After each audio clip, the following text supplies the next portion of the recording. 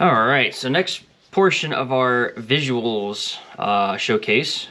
This is going to be all about body kits. There's quite a bit to cover, so this will all just be one video. Most of which are not available anymore, but it's really cool seeing them all in one spot here. So we'll start off with the cut and dry ones where it's clear what the front, the sides, and the rear are. At the end, we'll do the last couple that are mismatched, have different names, and I'll try to keep you guys along, but it sent me in circles, but I think I have it figured out. Let's go ahead and get started. So we'll go ahead and kick it off with the SCT. This one's available. This is the one based off the concept. You know, it's a very stock look. You got two websites.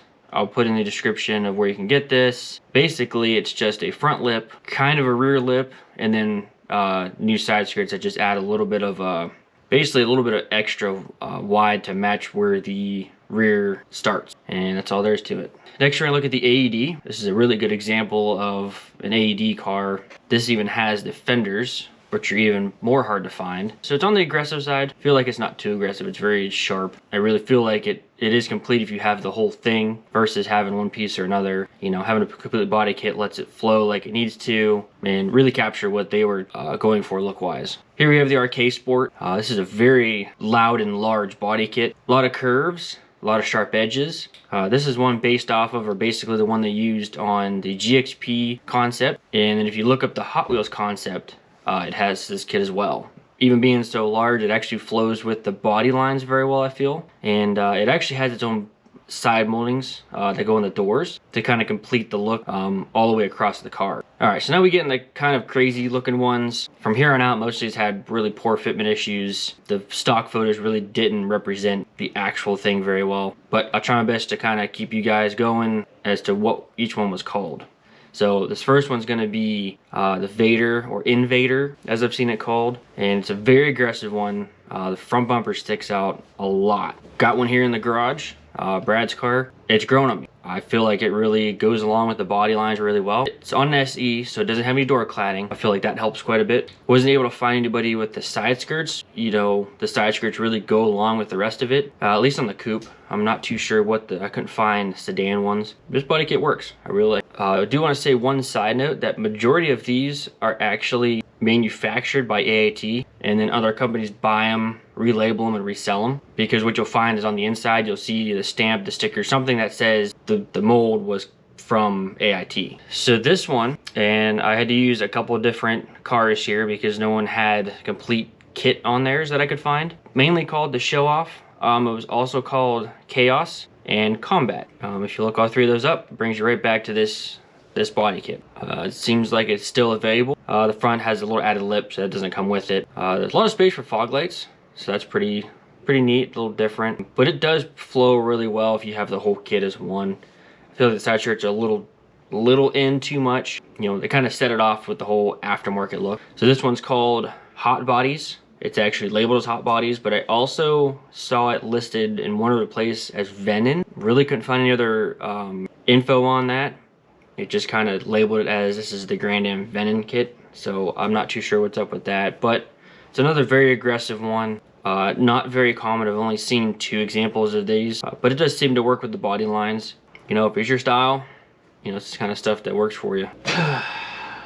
All right, so this is where it gets weird. So hang on to your seat here as we go in this roller coaster. So what I'll start with is the most common name I see, and that's the Ballistics kit, okay? So we'll kind of base everything around that. So we'll start off here with the Ballistics front bumper. Nothing too crazy. Still has some curves to it. I'm a fan of the mesh underneath. I think it looks pretty good. If it was painted, it would probably look even better. Now, if you look up the Boss body kit, it's a terrible rendition, computer generated picture for the kit. And it's actually this bumper, just horribly misproportioned. So now we're gonna move on to what I'm gonna refer to as the ballistic side. You can see the lip towards the front. That's meant to kind of follow where the lip ends on the front bumper and kind of continue it. And then it kind of goes into that little divot vent that should be there. And with this, you're also gonna see these listed as the bomber sides. So now we're gonna move to the ballistic rear. You can see the vent that would continue where the front ends. So that kit, if you use the whole ballistics kit as one, would be very smooth, it would be very flowing, and it would continue like it's supposed to. The back part's a little too aggressive for my taste, and then like the center really doesn't have nothing going on, it's just kind of blank space. So with this rear, you're also gonna see, again with Boss, as a really bad photo and, you know, bad proportions, and then also with the Walker and the Bomber. They're all the same. If you look up all 4 of those names, you're gonna come up with the same rear bumper.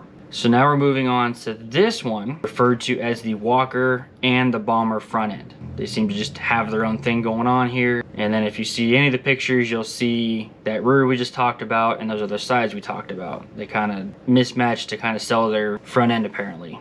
That's with all the crazy racer, whatever looking body kits. That's what's going on with those. 2 things I didn't mention are the Boss and the Walker sides. And I could not find any kind of picture info saying that these were specifically the Walker or Boss sides. It makes sense because a lot of this stuff is long gone, long discontinued, so it's slowly falling off as far as the information in the pictures. You know, I took the time, compared pictures, compared listings, you know, over and over, looked at everything, and here's what I come up with. As far as actual custom cars out there that you've come across once in a while, they'll mix and match and choose different pieces of each one. And that's fine. You're gonna pick what you think looks best for your car, you know, and maybe you don't agree with what they come up with.